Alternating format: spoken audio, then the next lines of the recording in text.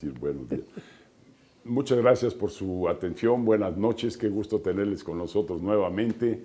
Agradezco sinceramente toda la correspondencia, las notas que nos mandan, las observaciones.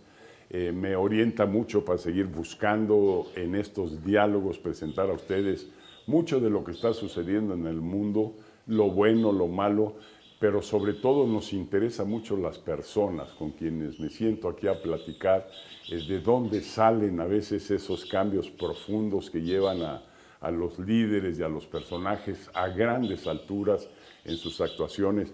Todo tiene una explicación detrás. El liderazgo está en cada uno de nosotros. Basta con que vayamos a nuestro interior, lo descubramos y vamos a encontrar ese poder y esa fuerza que todos llevamos dentro de construir, de cambiar, de hacer cosas por este maravilloso mundo en el que estamos, para resolver problemas o para aprovechar oportunidades. Esa pasión del líder es fundamental y esa guía de hacerlo por otros, hacerlo por los demás, el buscar el bien de la comunidad, el bien del país, el bien del mundo entero es fundamental para un liderazgo eficaz y que trascienda los tiempos y los espacios. Así que hoy tengo aquí con nosotros a alguien muy especial para platicar con ustedes, que es el señor Asdrúbal Aguiar, que ya él nos va a decir, tiene un currículum formidable, que sí quisiera en este momento pasarles un poquito de ese currículum, porque han dado en todo, en todos los lugares, en todos los temas, pero siempre con una guía clarísima, los valores fundamentales de la democracia, de la libertad. Hay quien los defiende en una trinchera, hay quien los defiende en otra trinchera. Estamos en elecciones en nuestro país. Yo quisiera que nos centráramos en lo único que vale y cuenta al final, que son estos valores y que son estos liderazgos transparentes, comprometidos, liderazgos que trascienden, que hacen por los demás, y estos países que tienen la solidez para enfrentar el futuro con éxito. Hay diferencias dentro de la democracia, hay siempre conversación, siempre diálogo, siempre contraste de ideas, siempre a veces diferimos con muchos de estos puntos de vista de otros, pero al final hay una nación, hay un futuro, hay un mundo que compartimos juntos y que, a pesar de las divergencias, a pesar de la confrontación de las ideas a veces violenta, al final el bien del país, el bien de nuestra familia, el bien de nuestra comunidad es lo que tenemos que buscar con muchísimo cuidado y con muchísima prudencia. Bueno, pues bienvenido a este programa. No sabes el gusto que tengo de que aquí en San Cristóbal estemos teniendo esta charla.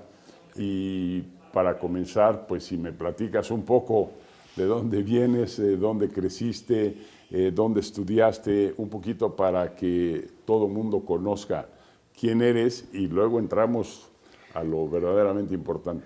Muchas gracias, presidente, en primer lugar por esta invitación y sobre todo por las horas de trabajo que hemos tenido aquí en el Centro Fox, que han sido realmente rendidoras, ¿no? Hablar de mí ya a esta altura de la vida, es un hombre que tengo 69 años. Te llevo 5. Bueno, pero no. Usted se ve mucho más joven que yo, presidente. Hazme la buena. Así es. Adelante. Yo la verdad es que yo vengo de una familia muy modesta, hijo de un padre abogado, que fue notario y juez durante muchísimos años de su vida, profesor universitario en el área del derecho civil. Y yo tomé su camino, lo único que con cierta premura, porque me inicio lo que llamo yo en la vida pública ya a la edad de 16 años, cuando por un accidente en una de las emisoras más importantes que tenía Venezuela, que era Radio Caracas Televisión, era necesario organizar un programa los días lunes en la mañana, 10 de la mañana, para que alguien les hablase a los televidentes sobre las enseñanzas de la Biblia. Y resulta ser que encontraron a un muchacho de 16 años, Asdrúbal Aguiar, quien de sorpresa lo llaman, pero por una razón de fondo, no porque considerasen que era el más idóneo, sino porque yo no cobraba por el trabajo que iba a prestar. Bueno, y allí obviamente hago mi primera entrada a través de las cámaras, hago ese primer ejercicio, me gradúo de abogado y ocurre un segundo accidente. A los 21 años se inicia el gobierno del presidente Rafael Caldera, quien había sido uno de mis profesores en la universidad. Y él dice, bueno, estos muchachos hay que entrenarlos, hay que formarlos. Y me manda de secretario de gobierno al estado Bolívar, que es la zona minera venezolana, en una época en que en Venezuela todavía se elegían los gobernadores y sus secretarios de gobierno por el presidente, dentro de un régimen de centralismo, eran designados por el propio presidente, ¿no? Y allí tengo mi primer tropiezo, por cierto, con los medios de comunicación social. Tengo una confrontación con el mundo de los periodistas y los periodistas emiten en aquel momento un comunicado mediante el cual dicen al señor Asdrúbal Aguiar, yo un muchacho de 21 años, imagínense, no se le toma declaración, ni su nombre puede aparecer ni en la prensa, ni en la radio, ni en la televisión. Bueno, en medio de aquella crisis, el presidente Caldera y su gobierno dice, bueno, este muchacho hay que mandarlo a otra parte, a que estudie. Me mandan a Europa, me formo en Roma, paso por los seminarios de la Universidad Católica de Lovaina, estoy en la Konrad Adenauer, y regreso ciertamente con una suerte de bagaje intelectual muy vinculado al humanismo cristiano, pero con un cuestionamiento que me era fundamental. Yo decía, ¿cómo regreso yo a militar en un partido social cristiano cuando la idea del cristianismo es una idea universal? Uno no puede dividir lo universal para transformarlo en particulares, ¿no? Eso me obligó a mantenerme fuera de la vida partidista. Y al regresar a Venezuela me dedico fundamentalmente a la vida académica. Soy docente e inicio mi actividad en el ámbito de posgrado. Yo me había formado después de abogado con una maestría en Economía Internacional y había iniciado mi doctorado en Derecho Internacional. Entonces doy clases en una institución empresarial sobre integración económica. En el camino me piden fundar un instituto de altos estudios sobre América Latina y allí viene una segunda etapa de accidente. ¿Ese trabajo encargado por quién? ¿Por el lado empresarial, el lado del sector privado? El sector, ¿de estudios o del gobierno? No, encargado fundamentalmente por la actividad académica y la actividad empresarial. Entonces yo me dedicaba básicamente al ámbito del estudio, siempre con un deseo irrefrenable, que no lo he podido frenar hasta el día de hoy, de tener que escribir todos los días. Y tener que escribir algo que tenga que ver con la libertad, con la democracia, o sea, con el mundo de los derechos humanos, con el sostenimiento del Estado de Derecho. Y en el año 78 se produce una crisis en la universidad porque logramos reunir a un grupo de intelectuales, por cierto, una gran mayoría de tendencia izquierdista, pero habían llegado como exilados a Venezuela. Pienso yo en Celso Furtado, Elío Yaguaribe, Aldo Ferrer, Jorge Sábato, Baldo Zunkel. Trabajan conmigo en este Instituto de Altos Estudios de América Latina, pero hay una crisis en la universidad. Una crisis que obviamente no es necesario referirla en este momento, y yo tengo que retirarme de la universidad. Y un amigo me dice, caramba, a ti te falta algo que es la experiencia política, práctica. Y me piden que yo le lleve la agenda a un candidato que no tenía destino, que era Luis Herrera Campins. Y yo hago el papel simplemente de secretario de agenda, y el amigo que me aconseja hacer este trabajo me dice, pero no te hagas ilusiones porque no podrá ganar la presidencia venezolana. Venía, el que me hacía la recomendación venía de la socialdemocracia. Era el Partido Social Cristiano. Luis Herrera gana las elecciones y apenas lo eligen, me hace embajador a los 30 años y me nombra vicecanciller de Venezuela. Ahí obviamente me meto a fondo, pero con un compromiso que hago con él. No dejo la universidad.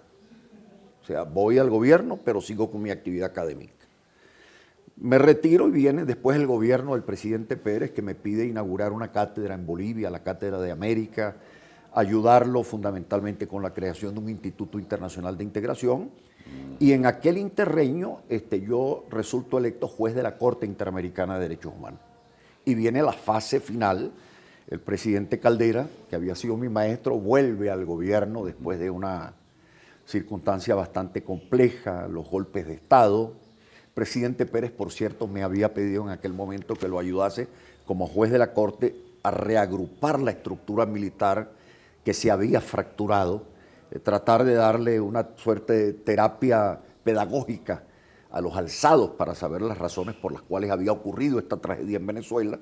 Y después que lo ayudó, el presidente Caldera me pide, todavía el único gobernador que quedaba designado por el presidente, que era el de la capital, el gobernador de Caracas, me pide que yo vaya a la gobernación de Caracas.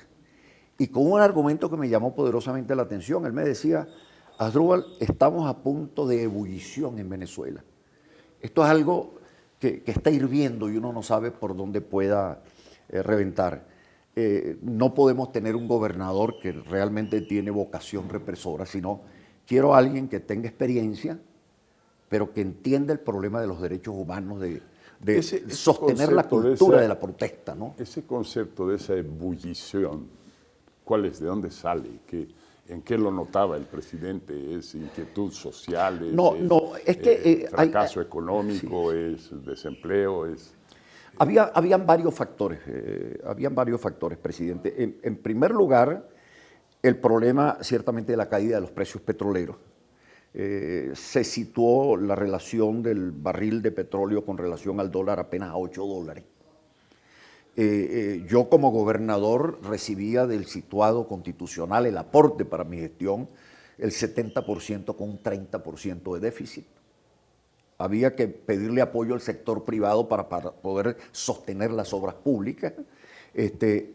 Pero veníamos de una crisis de los partidos políticos, de una crisis de descreimiento frente a las instituciones, pero que yo en el fondo, y esto es una reflexión a posteriori, la entiendo básicamente porque se da un quiebre en la historia fundamentalmente de la región, y no solo hablo de Occidente, en donde el modelo de Estado centralista, paternalista, hijo del Leviatán de Thomas Hobbes, resultado de la Revolución Francesa y Americana, había mutado, porque no solo es que se cae el muro de Berlín, sino que se produce una ruptura en donde el tiempo, en donde el poder se organiza en geografías y en espacios, y por eso los gobernadores cada quien tiene su pequeño nicho, cambia y comienza a dominar el tiempo del tiempo y el tiempo de la velocidad y el tiempo de las redes.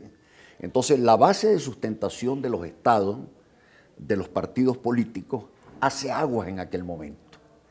Y lamentablemente los partidos políticos del siglo XX no se prepararon para esa deriva histórica. Y obviamente cuando hay vacíos de poder, presidente, ese es el momento más apropiado para los traficantes de ilusiones. Porque cuando los pueblos pierden, y fíjense que aquí hay una observación que yo he dicho, ¿cuál es la tragedia que viven nuestros pueblos? Que ellos tenían por lo menos un arraigo, una identidad en la ciudadanía dentro del Estado. Pero en el momento en que se produce este deslave, en donde las fronteras de los estados se hacen líquidas, la gente se pregunta, ¿y yo qué soy ahora? Ya no soy ciudadano de un estado. Entonces comienzan estas articulaciones primarias. No, yo hago parte de una tribu originaria, no, yo soy miembro del ambientalismo, no, yo hago parte de una neorreligión. Y la gente desesperada, huérfana de estado, de ciudadanía, antes de suicidarse, un amigo le dice, mira, búscate un brujo que te lea las cartas, porque a lo mejor es probable que encuentres algo en el camino. Ahí aparecen los traficantes de ilusiones, aparecen los populistas, prometen... Qué formidable punto. Sí. Me veo obligado a ir a un corte ahorita, pero quiero tomar de ahí, inclusive me estás reseñando tiempos pasados, pero ya alguien con visión identificaba que había ebullición, que había problemas en potencia, y con anticipación te pidió a ti, empecemos a trabajar en esto, necesito calmar esto. Yo los tiempos actuales lo siento, en esa ebullición en distintos países, Inglaterra por una razón, Estados Unidos por otra, Venezuela en el extremo por otra, pero pero hay una ebullición y un cuestionamiento a la democracia, a las formas de vida, que yo creo que es importante detectar y empezar a orientar salidas, es decir, quitar presiones y orientar. Pero vamos a este corte y enseguida regresamos porque esto está muy interesante.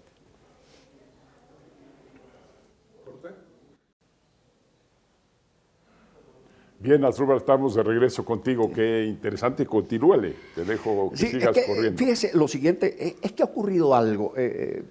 Obviamente los traficantes de ilusiones, cuando surgen, lo primero que le dicen a nuestros pueblos, fracasó la democracia, esto ha sido un desastre, esto no ha tenido destino, los políticos se corrompieron. Y resulta ser que esta no es la realidad, es una suerte de reescritura de la historia verdadera. ¿Por qué esa ebullición de la cual hablábamos ocurre en el pueblo? Porque es que justamente la experiencia civil y democrática durante el último medio siglo del siglo XX le dio a la población la posibilidad de aprender a leer y escribir, la posibilidad de ir a una escuela primaria, la posibilidad de ir a una escuela secundaria, la posibilidad eventualmente de ir a una universidad. Voy al caso de Venezuela. La generación de mi padre viene del interior de Venezuela. Si él tenía una aspiración a estudiar bachillerato, tenía necesariamente que ir a la capital de su estado. Y si quería ir a una universidad, tenía que hacer un viaje intercontinental hasta la capital de la República. En la última mitad del siglo XX, surgen las carreteras, surgen las universidades, surgen los institutos de educación superior. ¿Y qué ocurre? La población no solo se hace más exigente frente al mundo político, sino que se hace crítica e hipercrítica. Una clase política acostumbrada a tomar decisiones centralizadas, con visión caudillista frente a un pueblo que lo considera como lo consideraba Simón Bolívar en el inicio de la independencia, y esto era parte de los positivistas de la época: el pueblo no está preparado para el bien supremo de la libertad y por eso necesita al padre bueno y fuerte. Bueno, frente a esta circunstancia, el pueblo se hizo levantisco, creció, maduró, y los políticos no estuvieron a la altura de esa exigencia para poder permitirle la confrontación al pueblo.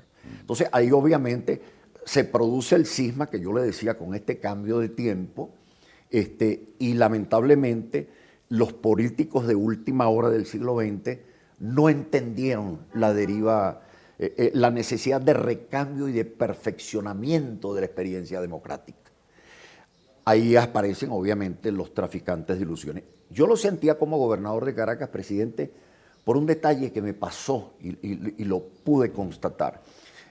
Cuando regreso un tanto antes, cuando el presidente Pérez, yo de juez de la Corte, me pide hablar con los militares alzados. Yo converso con todos, eran 687 oficiales. Y yo le preguntaba, no a los comandantes que tenían otro tipo de perspectiva, sino al grueso de los militares: ¿qué les pasa a ustedes? Bueno, las quejas eran exactamente las que podía ser mi hijo o mi nieta. Me decían, es que mis comandantes no me informan de las cosas que están pasando, y resulta que yo leo en la prensa una serie de cosas que no me permiten leerlas en el cuartel. O mi comandante me pide que yo le maneje el vehículo a su esposa, y yo, siendo oficial, lo hago, pero la señora del comandante me regaña después de esto. Es decir, entonces eran cosas absolutamente triviales, quejas de todas, como las que pueden tener los hijos de uno en la vida cotidiana. Pero cuando llego a gobernador me encuentro con algo que me llamó poderosamente la atención. Mi esposa organiza un acto de repartición de regalos el Día del Niño para todo el pueblo necesitado. Llegó la población con niños de todas las edades. En el momento en que ven los regalos en la tarima, los padres y las madres saltan por sobre los hijos para arrancarle los regalos que le iba a ofrecer el gobierno, y los hijos quedaron debajo de una tarima que, si se hubiese movido esa tarima, hubiese producido una mortandad impresionante. Se suspende el acto y en ese momento quedan más o menos 40 niños cuyos padres habían desaparecido. Yo decía, caramba, ¿cómo es posible que se llegue a un arresto de primitivismo de esta naturaleza, en donde el hijo deja de tener valor frente a la avidez de poder tomar algo que me lo va a regalar el Estado. Yo decía, aquí hay algo que no está funcionando. ¿Qué no está funcionando? Se fracturaron los lazos de organización social.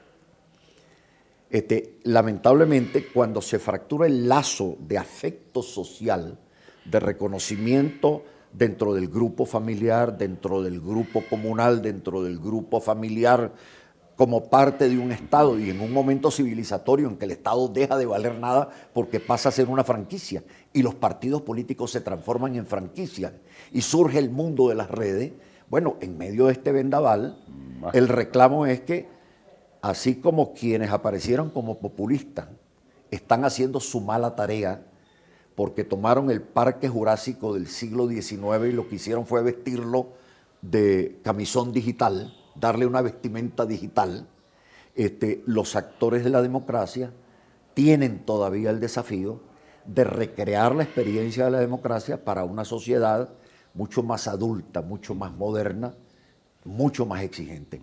Y esa es la tarea que está planteada en este momento.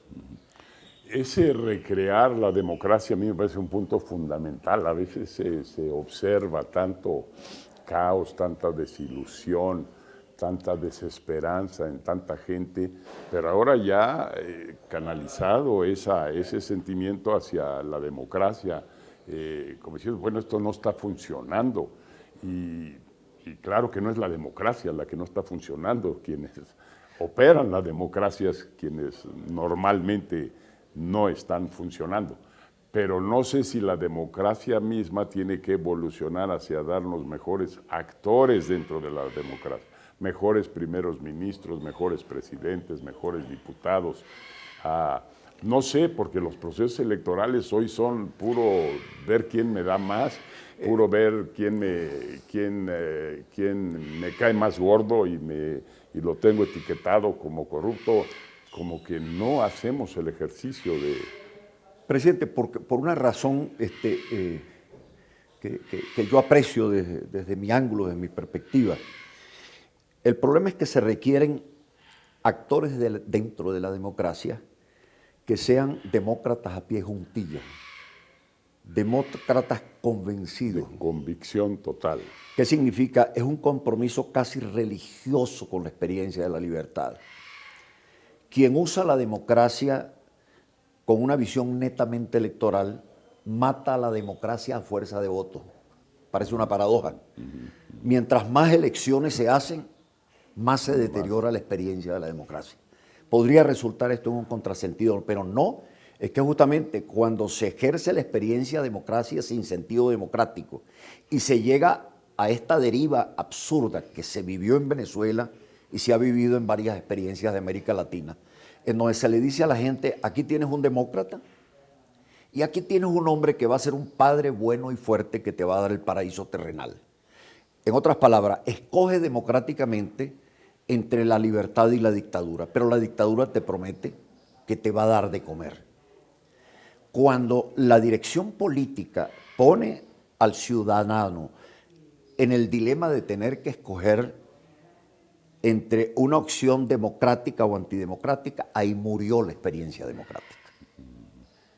Uno no puede llegar a un punto en donde le ocurra esta alternativa. Caramba, es que tenemos que escoger entre lo malo y lo peor. Lo menos malo, sí. Es decir, escoge entre el cáncer y el SIDA. Entonces, esto me recuerda mucho a la cosa perversa que ocurre en una cárcel, cuando el carcelero se le acerca al prisionero y le dice, si vos denuncias a tus compañeros y me decís en qué andan, yo te voy a dar un plato de comida adicional al día siguiente. Entonces, este señor que está pasando hambre dice, caramba, ¿qué hago? Entonces, resulta que es que son dos males. O sea, es malo traicionar, ser desleal, vender a los propios compañeros que sufren, pero a la vez necesito comer, pero voy a comer vendiendo mi alma al diablo. Ahí es donde uno tiene que tener el coraje para devolverle a quien propone eso la alternativa. Usted haga lo que quiera hacer. Sí. Pero a ver, este círculo vicioso del que engaña y el engañado. Así es. ¿Por qué el engañado se deja engañar? ¿Por qué sucede eso? y por qué el que engaña ahora está encontrando tanta motivación para engañar o tiene tantos incentivos para engañar, y que aquí estamos tocando, desde mi punto de vista, un punto fundamental en los procesos democráticos, en los procesos electorales. Tal parece que se trepa a candidatos que tengan la mayor habilidad de engañar, de darle por su lado a los ciudadanos. Y los ciudadanos, a veces por hambre o a veces por pobreza, se dejan engañar, pero hoy hay clases medias suficientes como para que fuera más racional el lado del engañado. ¿Tú cómo ves esa? No, el problema es que esto no se trata de un problema de cambio de situaciones sociales en la percepción, sino que, en primer lugar, cuando surge una población ávida de hacerse presente en la vida pública,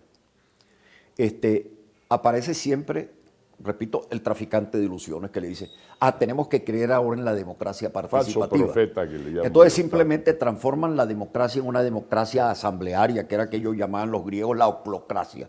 Resulta que la democracia asamblearia mata a la democracia. Lo que se requiere es una revisión de las nuevas realidades democráticas que tenemos en el siglo XXI. Por ejemplo, le pongo este ejemplo. Cuando uno habla de los derechos humanos, quienes somos profesores en la universidad le decimos a los estudiantes, los derechos humanos son derechos universales, son interdependientes, nos pertenecen a todos, son todos los derechos para todos. Pero resulta que hay algo que está ocurriendo muy particular. No, perdone, es que yo quiero un derecho porque yo soy ambientalista, pero esto es mío, ese no es suyo. Yo quiero un derecho porque yo hago parte de una tribu originaria, ese es mío, no suyo. Entonces van surgiendo nichos de derechos entre actores que no se reconocen los unos a los otros. Y la democracia es una experiencia de reconocimiento entre los unos y los otros. Por eso es que no se puede ejercer la democracia a costa de la democracia. No pueden las mayorías pretender decir, frente al pluralismo democrático, podemos tener como pluralismo visiones dictatoriales de la democracia con visiones medianamente democráticas. Ahora, los actores políticos sí tienen que hacerse varias preguntas. Por ejemplo, la democracia es una democracia de finalidades, no solo es un ejercicio electoral. Se requiere un ejercicio democrático profundo, libertad de prensa profunda, libertad de iniciativa, posibilidad de desarrollo de la personalidad sin la tutela absorbente de la estructura del Estado, el Estado creando el instrumental para que la gente madure más allá de lo que ha logrado y de lo que ha alcanzado. Entonces, ahí hay dos visiones. Quien considera que la democracia es monopolio exclusivo de los partidos como tales, resulta ser que no entiende que la generación de mis hijos prefieren las organizaciones más horizontales, organizaciones no gubernamentales. Entonces, eso hay que estudiarlo. En materia electoral viene la gran pregunta. Uno dice, ¿cómo vamos a manejar el tema electoral? En el pasado uno votaba, el elector sabía si su voto ingresaba y de repente se lo podían comprar en el camino, se lo podían hipotecar. Pero es que ahora con el tema electrónico, las elecciones, para saber si son fraudulentas o no, hay que llamar a matemáticos puros para que le digan a uno si el voto de uno existe o no existe. Uno dice, caramba, pero en una democracia yo tengo que llamar a un especialista para saber si mi voto sirvió o no sirvió. Entonces, esto lo pongo como ejemplo porque todos los estándares de experiencia democrática han sufrido un terremoto con el paso al siglo XXI. Entonces, la responsabilidad de los políticos no es quejarse de la población que esté ávida, sino, señores, ¿cómo ustedes logran con madurez y responsabilidad democrática recrear sus estándares? Porque los comunistas descubrieron que se les cayó el muro de Berlín, lo enterraron, sufrieron su dolor, pasaron su pena y su viudez y se reunieron en el Foro de San Pablo. Ellos decidieron que había que agarrar las enseñanzas de Marx y simplemente meterlas en las redes digitales, que es lo único que han hecho. Nosotros los demócratas que creemos en las reglas de la Revolución Francesa, de la Revolución Americana, no hemos hecho un alto con humildad para preguntarnos los estándares del catecismo que hemos rezado hasta el día de hoy, ¿cómo sirven en la era digital en donde lo que vale es el tiempo y ya no sirve el espacio ni la geografía? Pero también advirtiendo también los políticos de actualidad, sobre todo los demócratas, que no puede pasar lo que está pasando también, que tenemos una democracia de usa y tire. O sea, una democracia en donde yo descarto y cambio de opciones o de alternativas según la utilidad de las circunstancias. La democracia, por eso digo, es una suerte de religión civil que tiene límites morales. Dentro de la democracia todo debe debatirse. Lo que no es debatible no es democrático. Pero la democracia no admite que se debata dentro de ella la posibilidad de la dictadura a costa de la democracia. Y eso requiere de verdaderos actores comprometidos. Danos un tiempito, nos vamos a un corte. Está formidable. Y en esta tercera parte seguramente vamos a entrar a profundizar estos aspectos, pero luego me lo canalizas a tu patria. ¿Cómo no? ¿Listos? Qué rápido. Bien, Asdrúbal, estamos de regreso. Perdón, un segundo. Bien, Asdrúbal, estamos de regreso. Formidable lo que estamos platicando. Tú eres venezolano, trabajas en una trinchera muy especial que no está a la vista de todos, pero está ahí atrás, y lo sé por experiencia propia, cómo nos mantienes comunicados a los demócratas en temas diversos para países y democracias diversas. Y de verdad te agradezco mucho ese papel de coordinación, ese cerebro detrás. Ahorita, pues esta reunión aquí en San Cristóbal nos puso a reflexionar a fondo nuevamente el caso Venezuela, y señalo nuevamente porque ya habíamos hecho este tipo de reuniones, porque todos los días estamos trabajando en esta posibilidad de este cambio necesario y urgente. Y bueno, aquí lo importante es que tú nos digas cómo ves el momento actual, qué sigue. Por un lado, los que observamos de fuera pensamos que se desinfló este movimiento que había alcanzado casi el triunfo, casi el éxito, y hoy se siente un poco apagado, y el dictador más potente y más fuerte que nunca, imponiendo su ley, imponiendo sus condiciones, imponiendo sus tiempos. ¿Dónde estamos y hacia dónde vamos? Presidente, una verdadera, no lo quiero llamar tragedia porque las tragedias no tienen alternativas ni soluciones.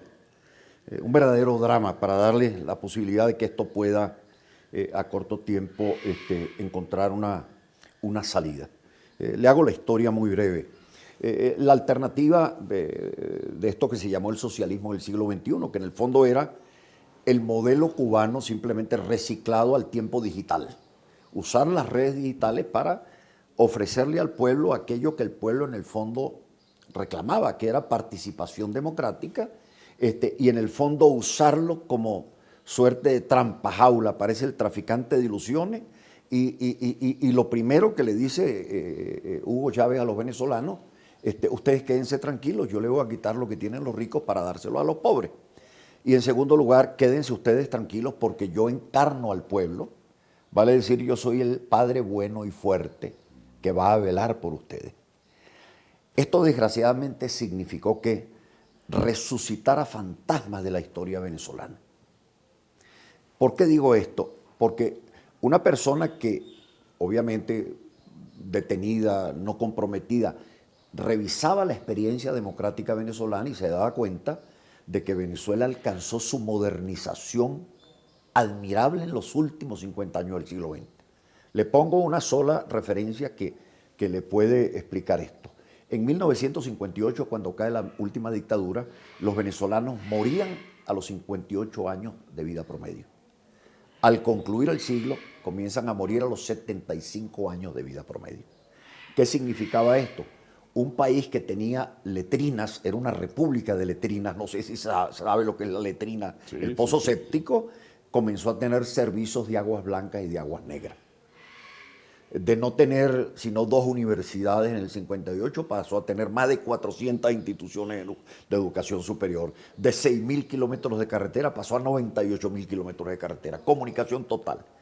Y la gente al final dice, pero es que yo necesito algo. Era resucitar ¿qué? Venezuela viene de la experiencia bolivariana.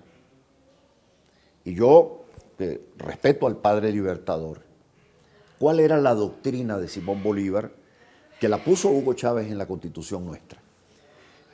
Simón Bolívar, cuando cae la primera república, que era una república de civiles, demócratas y liberales, él dice, ahí estaban unos loquitos reunidos creyendo que eran un ágora griega. Este es un pueblo que no está preparado para el bien supremo de la libertad. Llega al año 19 y dice, este país le debe la independencia a las espadas, no a las luces, no a las letras.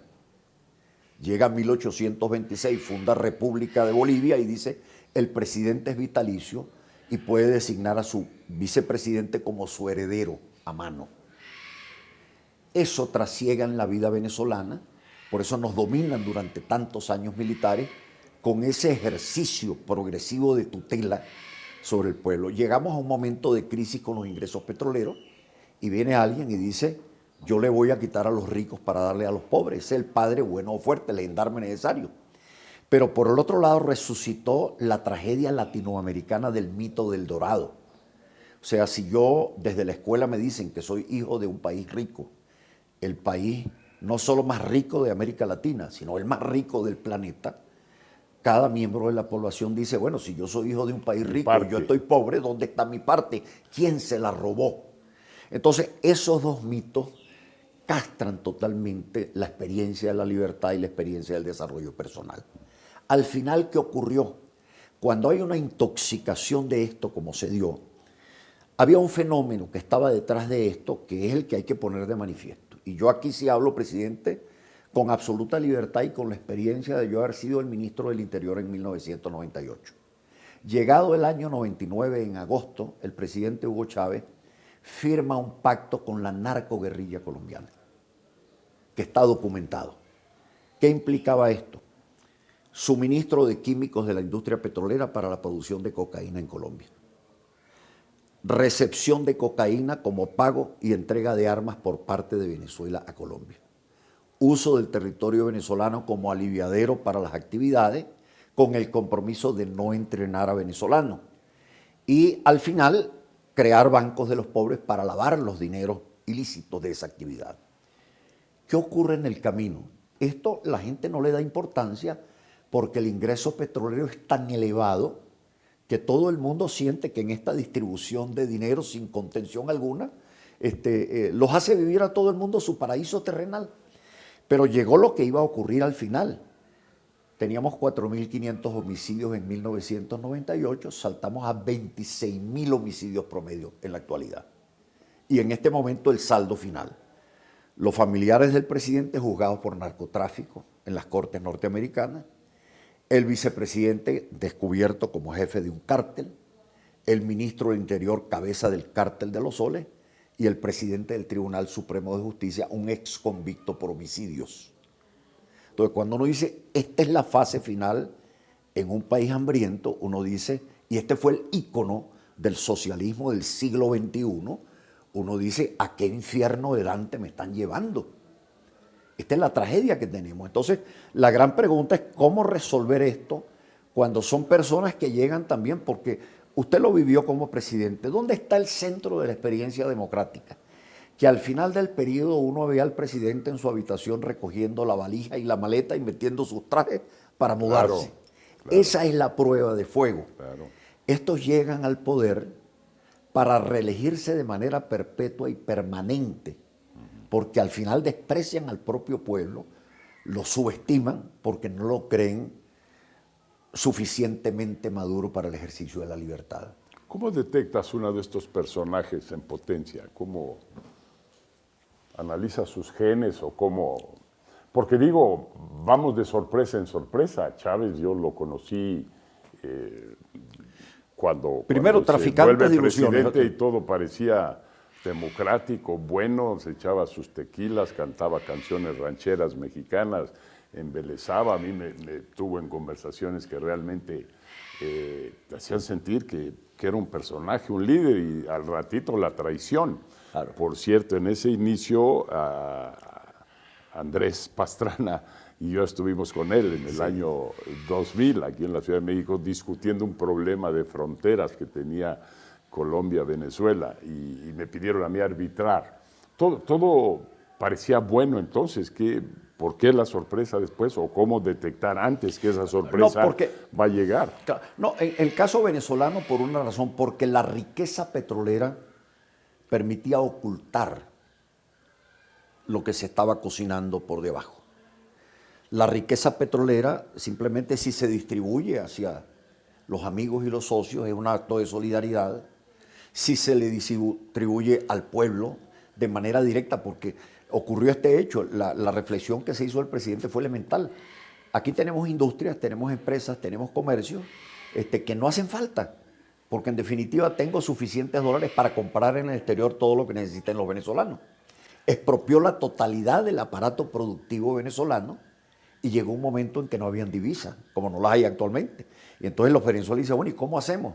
No podemos comprar afuera, pero no tenemos industrias adentro que produzcan absolutamente nada. Ahora, ¿cómo se detectan? Simplemente hay distintas formas. En primer lugar, prometen lo más fácil.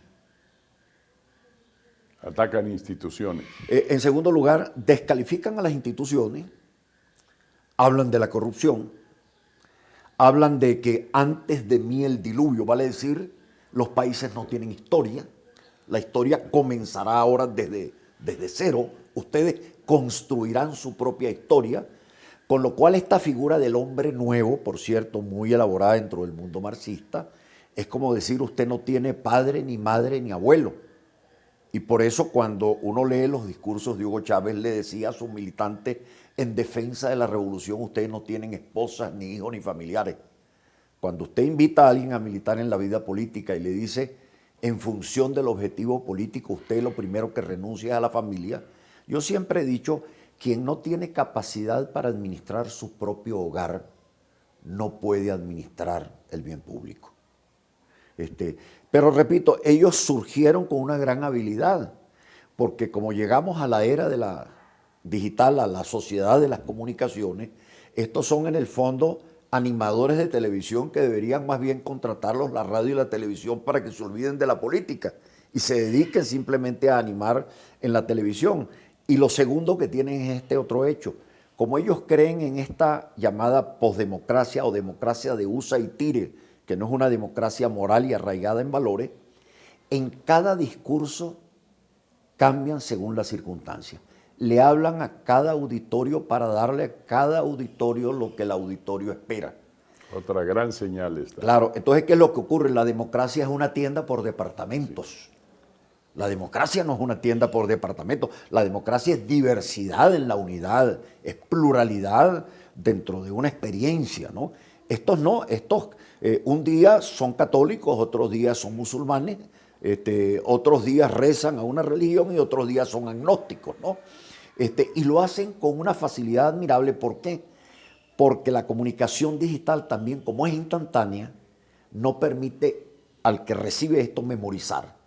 Pero en el fondo también es un desprecio y un desplante porque es la relación del líder con la población sin mediación institucional. Y ahí se recrea el monstruo. O sea, ese Hitler, o sea, puesto en el siglo XXI. Debo decirle, ese fue el presidente Berlusconi en Italia, dentro de la derecha. Esto es un mal de la derecha, pero un mal de la izquierda, que está allí porque los políticos de la democracia estamos llamados a hacer lo que tenemos que hacer, es revisar nuestro catecismo para hacer atractiva nuestra experiencia y poder conquistar a los nuevos actores. Se lo digo yo desde el punto de vista de la religión. Yo soy un católico practicante, pero yo me encuentro con mis hijos y cuando me dicen, papá, caramba, es que cuando llego a la iglesia y escucho aquel sermón de 2 horas, resulta que yo voy a la página digital y resulta que hay un señor que me habla en 3 minutos y en 2 minutos me dice todo lo que tengo que decir. Uno tiene que entender que han cambiado los tiempos, han cambiado las formas, han cambiado los modos. Y tenemos que ofrecerle esto como posible. Y lo más importante, los políticos no tienen por qué tenerle miedo al pueblo, porque en el fondo comienzan a juzgar críticamente al pueblo como si el pueblo los hubiese traicionado. No, cuando el pueblo no se mueve hacia un lugar y se mueve hacia otro, es porque algo le falta en el otro lugar. Y entonces ahí es donde tiene el político responsable de decir qué es lo que me falta para yo llegar a donde tengo que llegar. Pero eso sí tiene que hacerlo con responsabilidad, con sentido de compromiso. Un verdadero demócrata no le ofrece al pueblo el paraíso terrenal. Correcto. ¿Qué eso cuesta? Bueno, sí, a lo mejor cuesta una elección, cuesta una segunda elección, pero hay un momento en que los pueblos tienen la madurez suficiente para saber en dónde está el bien y en dónde está el mal. Yo lo que no espero es que esta experiencia, repito, del socialismo del siglo XXI, que está descubierto. Yo tengo 18 años ocultando la experiencia venezolana con cuidado. Ese es el modelo cubano, no soviético, simplemente puesto a ritmo digital y alimentado con los ingresos petroleros de Venezuela. Y la decisión es simplemente asumir un modelo de democracia tolerantista que lo llaman ahora corrección democrática o progresismo. Vale decir, es como cuando Dios muere en Zaratustra, todo cabe. Y resulta que hay un momento en que uno tiene que decir, revivamos y resucitemos a Dios para tratar de ponerle algún límite a esta locura que nos está llevando a lo que es la experiencia venezolana, que en su degradación no tiene comparación con ningún país del planeta, ni siquiera los más pobres que nosotros conozcamos en el hemisferio, ¿no? Ya se nos está acabando el tiempo. Yo quisiera un mensaje final lleno de contenido, pero lleno también de comunicación clara. Latinoamérica se mueve entre luces y sombras. Traemos una corriente fuerte del Foro de Sao Paulo y de todo esto que estás describiendo, el populismo, la demagogia, se ha enquistado, hay países que han estado en manos de estas tesis y de estos engañadores o falsos profetas o vendedores de ilusiones.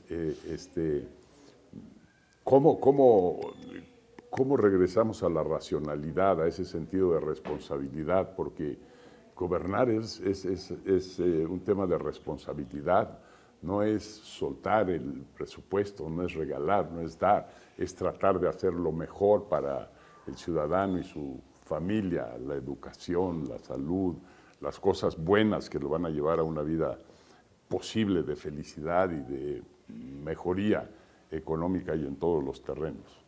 Mire, yo creo que lo primero, presidente, voy a poner una experiencia porque creo que es la más ilustrativa. Hay una investigación que se hizo sobre la Medellín de Pablo Escobar. Cómo cambió la conducta incluso social y política de la población bajo el gobierno del narcotráfico. Y el libro se llama Los rostros del miedo. Yo recuerdo que Juan Pablo II decía, no tengáis miedo, y el no tengáis miedo hacía referencia a la experiencia que él vivió bajo el dominio comunista. Lo peor en una población es cuando la población pasa al nivel del pánico, porque sabe que hay algo que viene como el mal, pero no logra ponerle rostro, no sabe identificarlo. Cuando hay miedo y uno le pone rostro al miedo y lo identifica, ya hay la posibilidad de romper el círculo vicioso del miedo. El mal es esto. En segundo lugar, no hay que hacerle el juego al mal. ¿Cuál ha sido el juego que fundamentalmente ha hecho el socialismo del siglo XXI? Dividir a las poblaciones, patriotas y antipatriotas, amigos y enemigos, traidores y leales. Vale decir, los leales, así sean delincuentes, son mis leales. Los desleales, así sean gente moral y honesta, que cumple con la ley, no sirve porque no son funcionales al proceso. Los de derecha y los de izquierda. Entonces, en la polarización cae normalmente el demócrata de vocación en ese juego. Yo creo que hay que romper esto y en el fondo asumir nosotros nuestro propio discurso. Ese discurso tiene que ser un discurso coherente, tiene que ser un discurso que tiene que salir de lo coyuntural, de ese autismo electoral, por lo que le decía el presidente al principio, estamos matando las democracias a fuerza de votos. O sea, porque en el fondo no estamos practicando una democracia profunda ni se la estamos mostrando al país. Hay medios para trasladarle esa experiencia al país y hay sensibilidad en las poblaciones que están ávidas de esto. Y le pongo un ejemplo. Cuando usted ve a la población que se inscribe en un grupo de ambientalistas, un grupo neorreligioso, un grupo de una asociación primaria, es porque está buscando algún elemento trascendente para sentirse partícipe de él y siente que la política perdió trascendencia. Obviamente el traficante de ilusiones le está ofreciendo el paraíso terrenal en la tierra.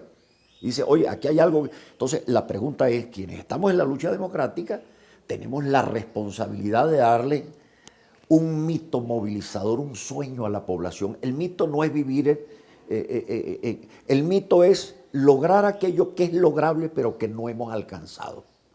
Bueno, esa es la tarea de los políticos. Entonces, el político es simplemente lo que hace suma y resta en cada proceso electoral, no tiene capacidad para conducir un pueblo y para orientar a una población. Yo creo que ahí es donde está el gran desafío. Es una tarea frente a la cual no podemos perder el aliento. Es un momento de conmoción, obviamente, de aguas enturbiadas que chocan las aguas saladas con las aguas dulces. Hay que saber navegar sobre este mar proceloso, pero en definitiva, sabiendo que en definitiva la vida política y la vida social es obra de los hombres. Es una obra perfectible, no es una obra perfecta. Me lo decía el presidente Rafael Caldera, a quien le serví ya hasta la edad nonagenaria, muy anciano, retirado, y él me recordaba siempre a Asdrúbal, la vida es brega. ¿Qué significa esto? El que pretenda que se lanza a la vida de la lucha por el bien común para ofrecer una obra acabada, en el fondo está burlándose de la propia población, porque no hay paraíso engañando en la tierra, y eso lo decía San Agustín. El que quiera ir a la ciudad de Dios, al cielo, tiene que sufrir la ciudad del hombre, la tierra, y vivirla con todos sus defectos. Y en el fondo enfrentar esos desafíos, esas dificultades que en definitiva tienen que necesariamente sortearse. En el caso de México, ustedes tienen una ventaja admirable. Este es un país con una civilización muy arraigada, milenaria. Esto no es un país de 200 años como es Venezuela, que no tiene todavía raíces firmes. O sea, tiene una tradición maravillosa, tiene una diversidad en medio de la unidad. Entonces, sus momentos de dificultad y de tormento, lo que necesitan es sindéresis, sentido común. Y obviamente, si lo que se ofrece como espectáculo es el espectáculo de la traición, del pequeño juego, la gente no es tonta, la gente se da cuenta. Y hay momentos en que obviamente hasta las propias poblaciones, que esto sí es lo que debería señalar, a los pueblos también hay que enseñarles a que asuman sus responsabilidades históricas. Porque esto de decir los pueblos no se equivocan, ¿no? Hay que hacerle saber a la población, las poblaciones también se equivocan, y las poblaciones que se equivocan tienen que sufrir de sus propios errores. Muy bien. Oye, Asdrúbal, maravilloso lo que nos has platicado. Yo creo que para México viene muy al caso y muy al tiempo preciso en el que estamos. Te agradezco de corazón. Sigamos trabajando por Venezuela. Ahorita Venezuela atrae la atención de todo el mundo. Vienen tiempos muy críticos, vienen decisiones muy profundas y fundamentales. Y con usted estamos muy agradecidos los venezolanos, presidente, porque sabemos el esfuerzo que viene haciendo desde el Centro Fox, usted, su señora, para tratar de poner su grano de arena en la defensa de las libertades y de la democracia, no solo en Venezuela, sino en América Latina. Así que por eso mis gracias. Más que cariño al pueblo de Venezuela. Así es. Y amistad con todos ustedes, que son personajes maravillosos. Todos estos venezolanos que he tenido el honor y el gusto, la alegría de conocer, para mí ha sido muy motivacional. Como lo dije el día de ayer, recorriendo el mundo, en mis conferencias me encuentro venezolanos en todos lados y todos muy especiales. Así que nuestro cariño para Venezuela y nuestro compromiso con Venezuela. A ustedes muchísimas gracias por estar con nosotros en este programa y nos vemos en el próximo.